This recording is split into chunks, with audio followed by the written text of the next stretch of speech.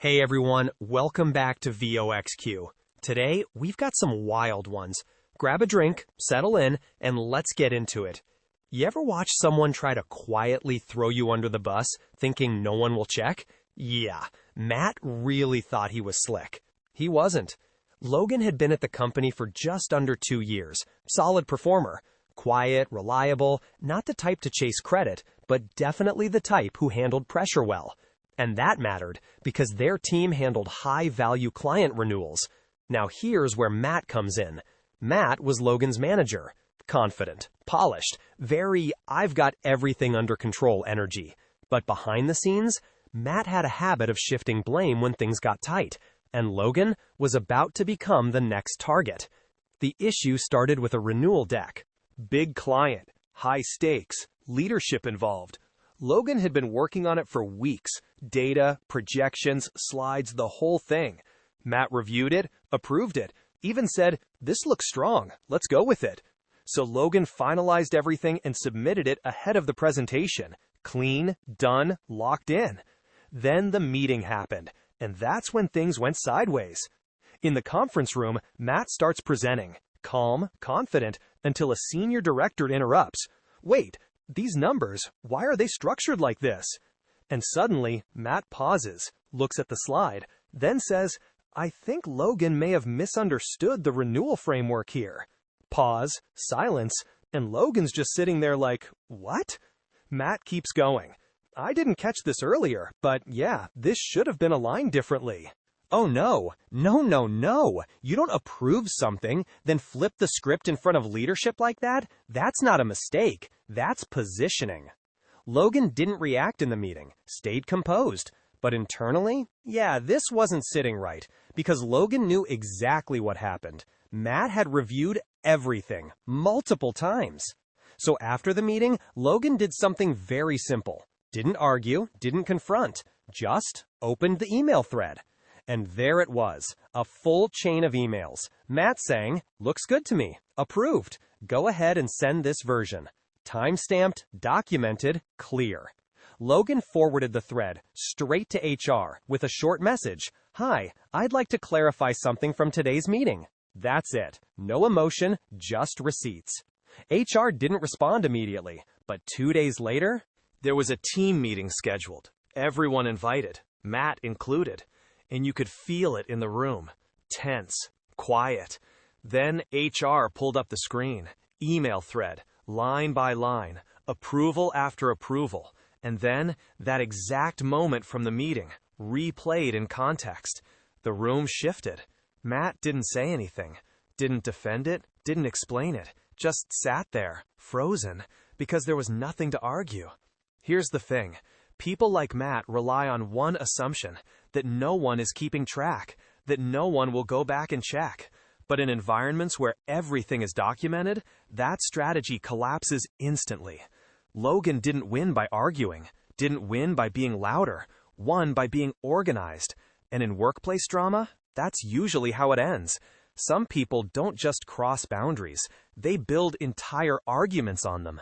Madison didn't just block Rowan's driveway, she turned it into a full neighborhood standoff, until the cameras said otherwise. Rowan lived on a quiet street, the kind where people wave, mind their business, keep things simple. Except for one person, Madison, neighbor across the street, very opinionated, very territorial, and for some reason, very invested in where people parked. It started small. Madison began parking partially in front of Rowan's driveway, not completely blocking it, but enough to make it annoying. Rowan let it slide at first, figured it was temporary, then it kept happening, again and again and again. Until one weekend, when Rowan had family visiting, Madison fully blocked the driveway. No space, no access, nothing. Rowan walks over. "Hey, can you move your car? I've got people coming in and out." Madison doesn't even hesitate. "No, that's street parking. It's public." Rowan pauses. "You're blocking my driveway." Madison shrugs. "The whole block parks like this. You don't own the street." Oh, that tone, that confident wrongness? Yeah, that never ends well. Now here's where Madison made her biggest mistake. She started telling other neighbors that Rowan was overreacting, that everyone parks like this, tried to build social pressure. But Rowan didn't argue, didn't escalate emotionally. Instead, installed a security camera. Within days, the footage stacked up. Clip after clip of Madison's car, blocking the driveway, staying there for hours, ignoring clear access needs. And the best part? One clip caught the exact conversation. Madison saying, "You don't own the street," while clearly blocking a driveway. Rowan took everything, clips, timestamps, and submitted it to the HOA. HOA reviewed it, pulled the rulebook, and it was crystal clear. Blocking a driveway, even partially, was a violation. Repeat offenses, fines. So Madison received a notice, then another, then a fine, then increased penalties. And suddenly, the "I can park wherever I want" energy disappeared. Car moved, behavior changed. No more arguments, no more speeches, just silence. Madison thought this was about opinion, about social pressure, about being louder. But it wasn't. It was about rules, and more importantly, proof. Because once behavior is recorded, it stops being a debate. It becomes evidence, and evidence doesn't care how confident you sound. There's a different kind of betrayal that hits harder. Not loud, not obvious. The kind where someone smiles in your face, while quietly setting you up behind the scenes. Olivia didn't see it coming, but once she did, everything changed. Olivia and Noelle had been friends since college, same classes, same circles, even collaborated on projects together. So when Olivia started building a small business idea, Noelle was supportive, encouraging, interested, at least on the surface. Olivia had been preparing a pitch, small but important, potential investors, opportunities, momentum. She shared some early ideas with Noelle, nothing too sensitive, but enough to give context. And Noelle listened, asked questions, acted engaged. Then a few weeks later, things started feeling off. Olivia mentions her pitch to a mutual friend, and the friend says, "Wait, isn't that similar to what Noelle's been talking about?" Pause. "What do you mean? She's been pitching something like that already." Yeah, that's the moment your stomach drops. Because now it's not a coincidence, it's a pattern. Olivia didn't confront Noelle immediately. Instead, she checked something. Old messages, archived chats, emails. And what she found changed everything. Buried in the message history were conversations, Noelle talking to someone else, sharing Olivia's ideas, framing them as her own, even saying, "I've been working on this concept for a while." Timestamps didn't lie. The timeline was clear, and Olivia had the full archive. Now here's where it gets intense, because this wasn't a private confrontation. There was a group trip planned that weekend. Multiple friends, shared space, Noelle included. So Olivia waited, let everything play out naturally. Then, during a group conversation about work and projects, Olivia brought it up, calmly. "Hey Noelle, didn't you say you've been working on that idea for a while?" Noelle smiles. "Yeah, it's something I've been developing." And that's when Olivia said, "Because I found our messages, and the timeline doesn't match that." Silence. Phones come out, screens shown, messages read, and suddenly, the room shifts. Noelle tries to explain.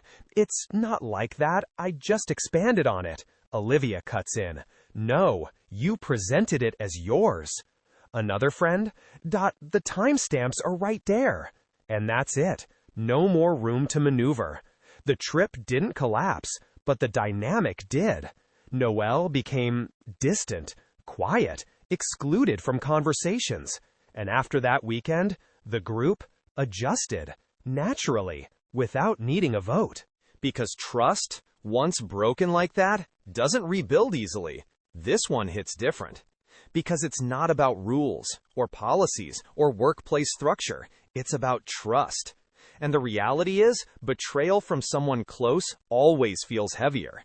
But just like the other stories, it came down to one thing: proof. All three of these stories look different on the surface: workplace conflict, Neighbor dispute, friend group betrayal, but underneath, they follow the exact same pattern. Let's break that down. Matt, Madison, and Noelle all shared one trait: confidence without verification. They believed their version of events would hold because they assumed no one would challenge it with evidence. Matt assumed no one would revisit emails. Madison assumed no one would document behavior. Noelle assumed private messages would stay buried. And that assumption is where everything collapsed. Now look at Logan, Rowan, and Olivia. None of them reacted emotionally first. They didn't argue loudly.